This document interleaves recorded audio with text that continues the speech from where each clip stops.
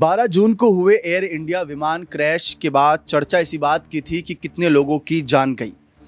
करीब आंकड़ा 260 के प्लस का था। घायलों की संख्या भी काफ़ी अधिक थी जिनका इलाज चल रहा है और डीएनए मैच कराकर जो शव थे उनके पार्थिव शरीर उनके परिवारजनों को सौंपे जा रहे हैं। इस बीच घटनास्थल पर लगातार साफ सफाई का कार्य कहीं ना कहीं कार्य जारी रहा, राहत बचाव कार्य जारी रहा। ये तलाश की जा रही थी कहीं कहीं और मलबे में कोई और तो नहीं फंसा है।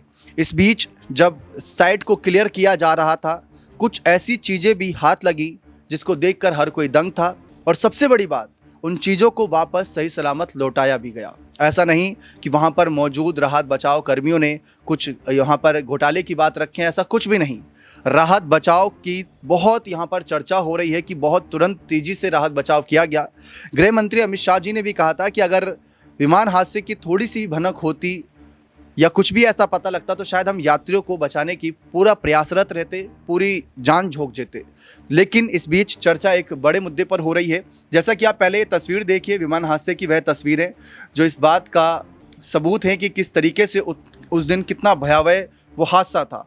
अगर आप देखें तो ये हॉस्टल की वह तस्वीरें हैं कैंटीन की, जहाँ पर उस वक्त बहुत से ट्रेनी डॉक्टर लंच कर रहे थे। थाली में रखा खाना, वही रोटी, वही कहीं ना कहीं गिलास आपको साफ तौर पर देखने को मिल सकते हैं। इस बीच अगर हम चर्चा करें तो ये बहुत से लोगों को लग रहा होगा कि ये मलबा है और क्या है, इसमें कुछ नहीं हो सकता। लेकिन अब आप सबके सामने एक रिपोर्ट रखूंगा जहां पर ये बताया गया कि इसी मलबे में क्या क्या मिला अब तक। देखिए, 12 जून को अहमदाबाद में एक भयानक विमान दुर्घटना हुई जिसका मैं चर्चा कर चुका हूं। इस हादसे कुछ ही मिनटों के बाद पास में मौजूद 65 वर्षीय राजू पटेल सबसे पहले घटनास्थल पर पहुंचे थे।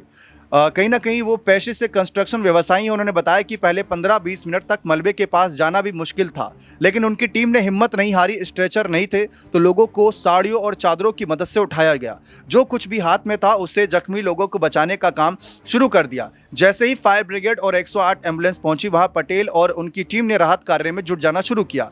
पटेल ने बताया कि घटनास्थल पर चारों ओर जले हुए बैग, टूटे सामान, बिखरी हुई चीजें पड़ी थी। उनकी टीम को वहां से 70 तोला सोना, उससे अधिक 70 तोले सोने से अधिक 80,000 रुपये से अधिक का नकद, कई पासपोर्ट और एक भगवत गीता मिली और साथ ही साथ छोटे से लड्डू गोपाल जी। ये सभी चीजें तुरंत पुलिस को सौंप दी गई।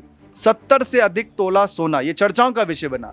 जब तक सरकारी राहत टीमें पूरी तरह कंट्रोल में नहीं आई, तब तक पटेल और उनके लोग शाम 9 बजे तक ही वहीं डटे रहे और मलबे में दबे लोगों को खोजते रहे।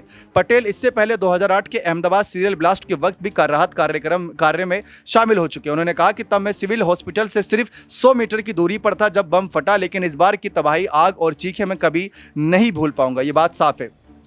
सोशल मीडिया पर ऐसे ही राहत बचाव कर्मियों को असली हीरो बताया जा रहा है, जिन्होंने इन मलबों से उनको निकाला जिनको आज लोग अपनी आंखों से शायद देख भी नहीं पाएंगे। वह शव जो अब पार्थिव शरीर के तौर पर उनके परिवारजनों को डीएनए मैच कराकर सौंपे जा रहे हैं। बने रहें चैनल के साथ। बहुत बहुत शुक्रिया।